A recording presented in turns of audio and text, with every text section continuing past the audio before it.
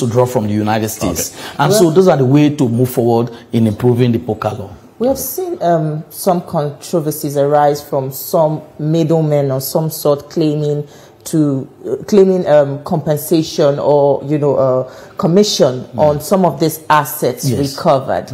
Is this proper? Yes, a good practice. It's a way of incentivizing whistleblowing. Without government alone cannot carry out investigations to know where crimes are committed. Government must incentivize whistleblowing, and when you incentivize it, it provides opportunity for people to come forward to blow whistles on politically exposed person, and the EFCC can now work on those information to track those assets. And whoever that has blown that whistle deserves to be paid if he wants to be paid, and it's a good practice all over the world. United States, America, Europe, they all practice it. You incentivize the people who stick out. One of the things that this has not been going, that's why we have been encouraging the National Assembly to put the whistleblowing bill to pass it, because it is very important.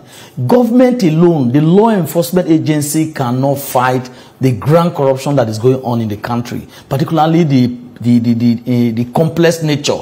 And because they use all kind of shares, that's why we're also encouraging government to implement what we call the beneficial ownership.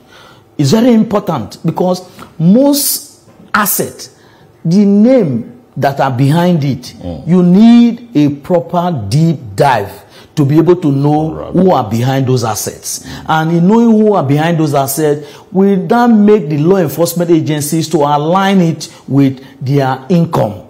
And when the income do not align with the asset you are laying claim to, according to there are various provisions in EFCC and ICP law that enable them to seize those assets. So the burden of proof will be upon you who lay claim to such an asset to demonstrate in the court that your income is commensurate with the asset you are laying claim to. For instance, a civil servant in Abuja having a property worth 3.4 billion, and then your annual salary, even for next 100 years, does not amount to that amount of asset.